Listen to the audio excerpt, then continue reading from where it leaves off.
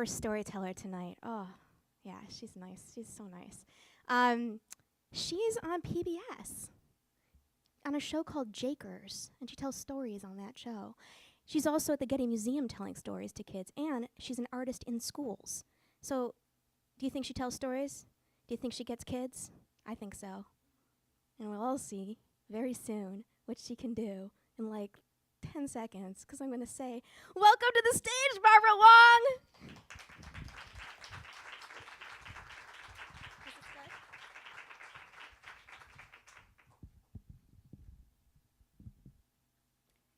My father was born in China. My mother was born in Cuba. And I was born in the good old US of A. Now, when I was growing up, American families like ours shared a common tradition. We sat down and ate a meal together on Sunday.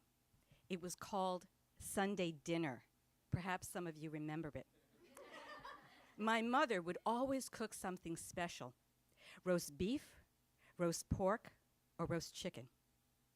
But my favorite dish that she would make was spaghetti and meatballs. Now, back then, my mother didn't just go to the store and buy a jar of ragu off the shelf, dump it into a pot, and serve it up 20 minutes later.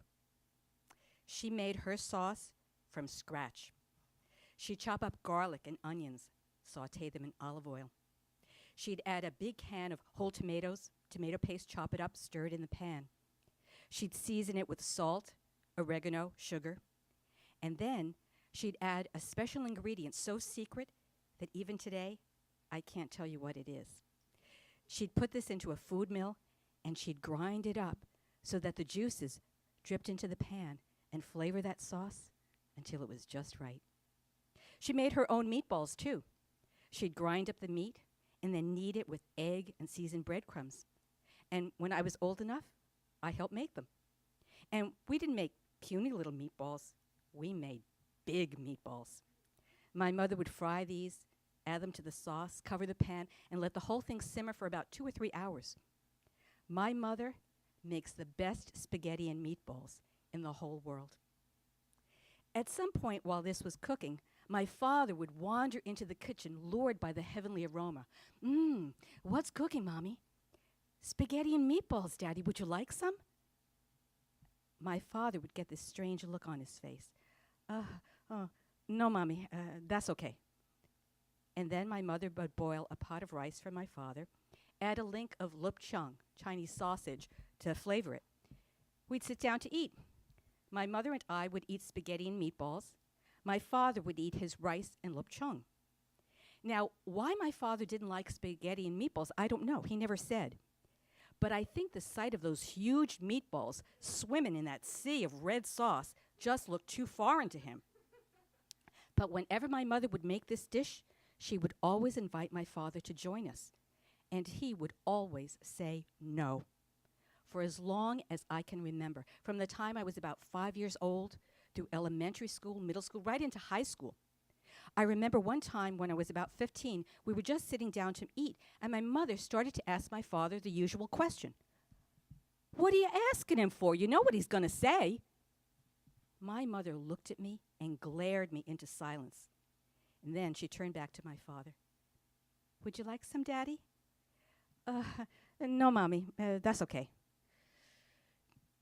When I was a junior in college, I left home to spend a year abroad. It was a wonderful year, but I missed my mother's cooking. And when I returned, my mother wanted to make a special meal to welcome me home. Bobby, what would you like for dinner on Sunday? Mommy, could we have spaghetti and meatballs? Sure. And soon the whole house was filled with the wonderful smells of my mother's cooking.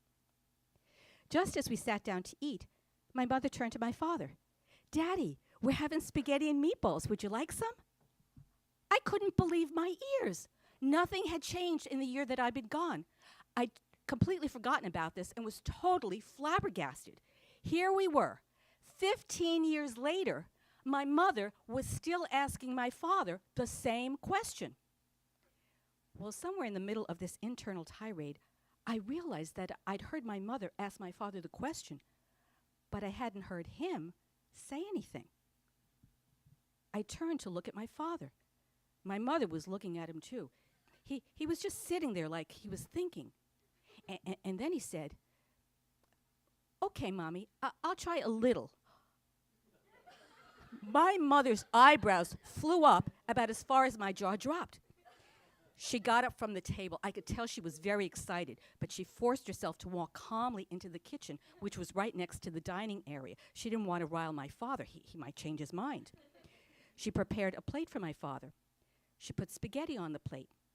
She started to add some sauce. Now, my father could see everything she was doing. "No, Mommy, not too much."